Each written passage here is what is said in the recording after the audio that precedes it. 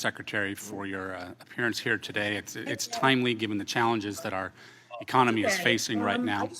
I have a number of concerns about what I think most Americans would consider a mismanagement of our economy.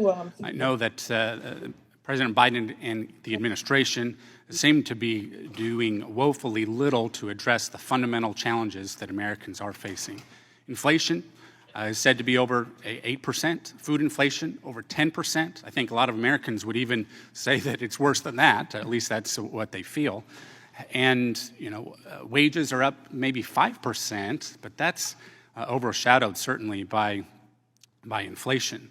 And in the context, I think the president, he's bragging about the unemployment rate, and yet the workforce participation rate would show that we've got some work to do. And that's certainly concerning. And I'm proud of Nebraska's lowest unemployment rate since it's been recorded across the country. But I'm very concerned that the messages that we're hearing are that the policies that got us into this situation are going to be continued. That is a huge concern that I have. But let me more specifically say that I, along with 50 other members, including every Republican on this committee, sent a letter to you opposing the windfall taxes, the so-called windfall taxes on domestic energy production. The response we received essentially said that we will implement this tax if Congress enacts it. That is true, but didn't take a position. So just very directly, a yes or no, does President Biden support the so-called windfall tax on domestic energy production? Our focus when it comes to energy production is to make sure that there are adequate incentives, and high prices are such an incentive for American oil. So is that a yes or no gas. In terms of this proposed tax? We have not taken a position in support of this proposal. Okay, very briefly then, in the interest of time, a yes or no response to this question as well.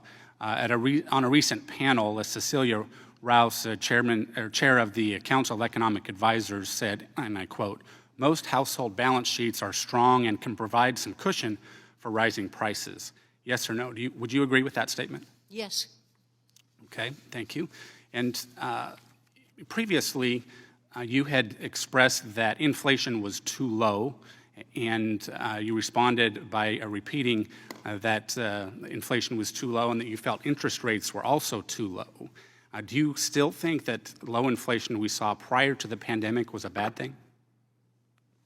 I think 2% is, which is the Fed's long-run average inflation target, is an appropriate target.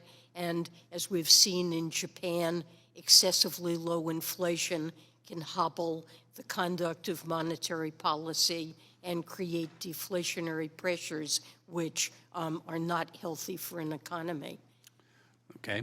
After the Tax Cuts and Jobs Act was enacted, the U.S. had wage growth of approximately 3.5% and inflation around 2%.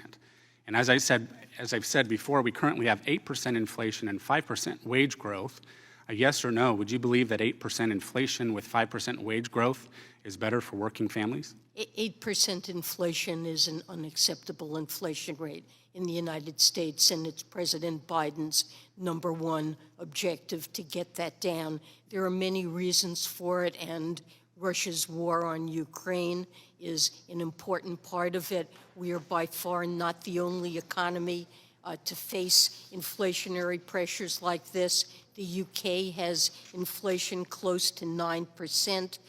Germany has... I understand that. And in the interest of time, I just want to close by saying that the American people, folks on Main Street, folks in our districts, I think would have a very different perspective on the economy than that which we see coming from the administration. And I realize the president wants to be proud of his agenda, but the fact of the matter is we've got a lot of work to do. Thank you. Thank the gentleman. Let me recognize the